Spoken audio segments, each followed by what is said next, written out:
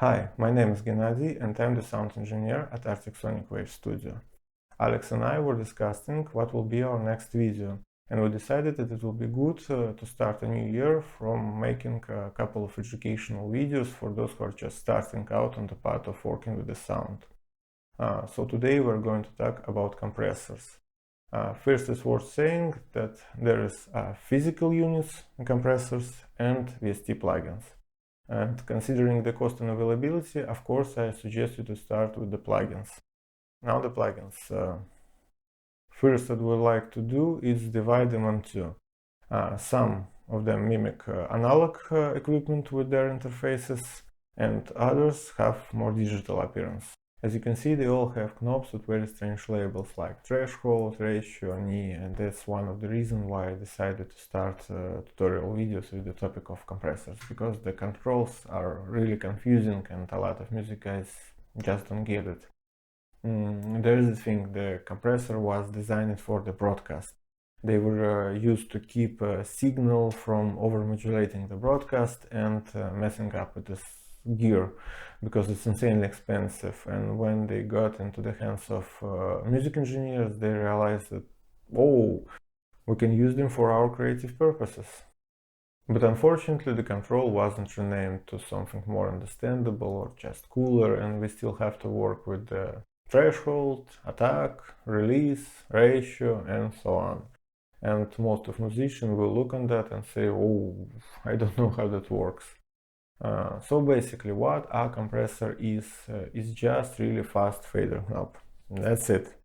All it does is just reduce the loud signal level. It's lower the loud parts, so you can have a better overall signal and bring everything up. The compressor is used everywhere, on vocal, drum, bass and electric guitars, acoustic instruments too.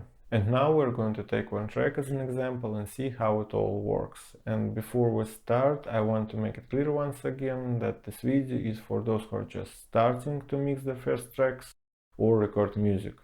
If you are experienced sound engineer, I'm sure you already know everything about the compressors, but I will be glad if you see something interesting or maybe new in this video, and press the like button and subscribe to the channel. Okay, there is our track and our compressor. I choose the Semantic Audio Compressor because it has a graphical representation of what it does, and it's great for explaining how the compressor works. It's also free, so you can download it and start using in your tracks. So, like I said, it's just a fader, and what we have here is a drum room. Let's listen.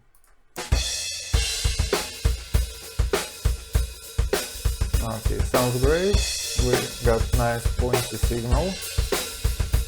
So why would we use a compressor? To take out the pikes and raise the sustained tone. Sometimes we need just a little bit of compression, but on some instrument, if you hit the compressor really hard, you can get very interesting results. First and foremost is the threshold. Threshold basically means on what part of the signal the compressor kicks in. Let's hear it.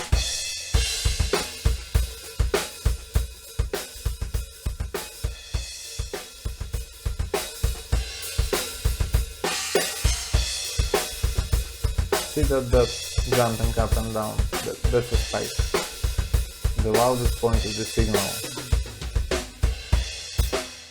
And if you listen carefully, when I pull the threshold down, we can hear when it starts to kick in.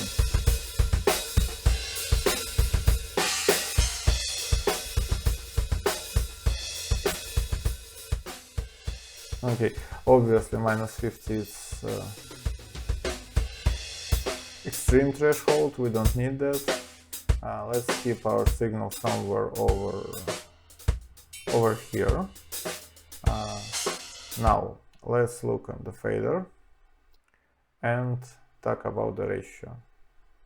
Why the hell we look on the fader and what ratio means? Basically, ratio means how far down the fader goes.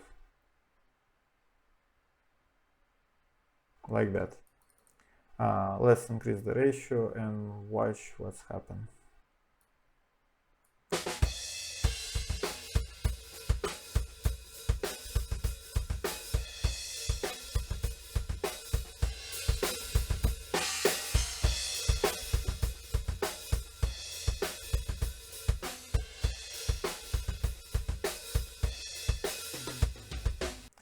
How I said, the ratio means how far down the fader is pulled or how aggressive the compressor gets. A light compression ratio will be 2:1, 3:1, medium is about 4:1, 4:1, 6:1, maybe 7:1.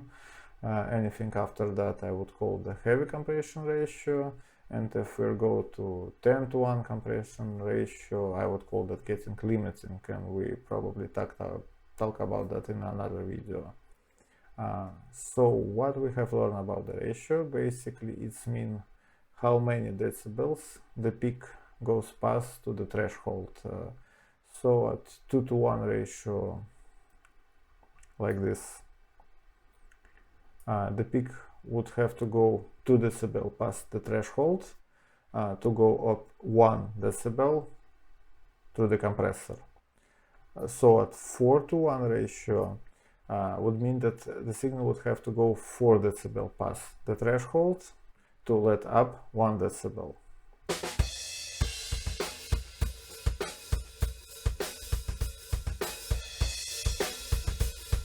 You can hear the difference.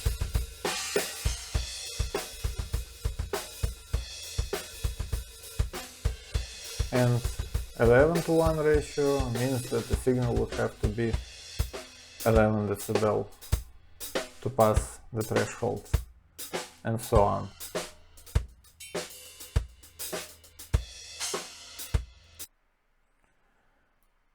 So what I'm gonna do, I'm print this. So if we take a look on the screen, we can see the compressed signal and original one. And you can see everything just been turned down, but the soft parts won't really touch that much, which means is now we can turn this up without the signal goes red.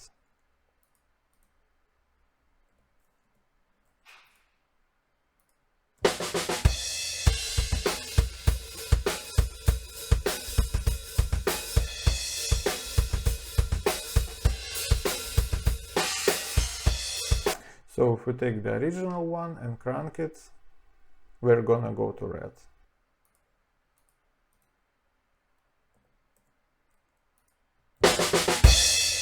Instantly. And we don't need that. Okay, now the knee. Basically, knee refers to how the compressor transition between non-compressed and compressed states. Let's hear it.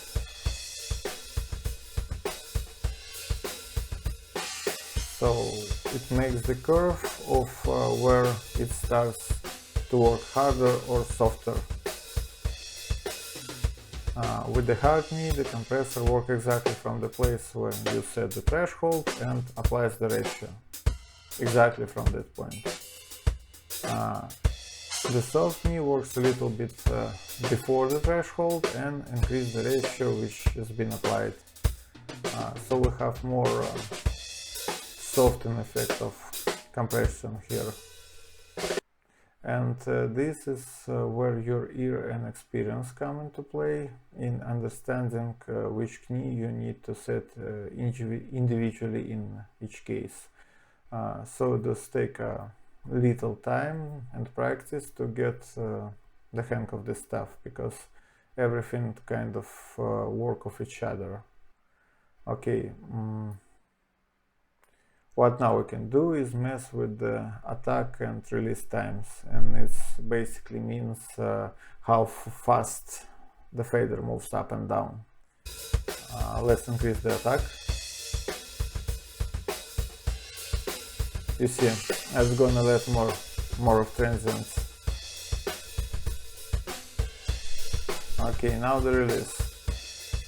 Release is just gonna kind of lets transient through and then come back up really fast, and that should increase the sustain.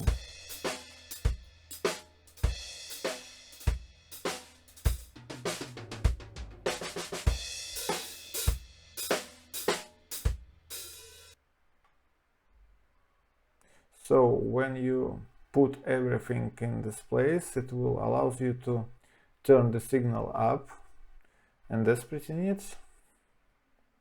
And last but not least, it's the makeup gain. Makeup gain is used after compressing to restore the signal volume back to desired level. Since the compression lowers the volume of spikes, makeup gain ensure your track doesn't sound quieter after the compression.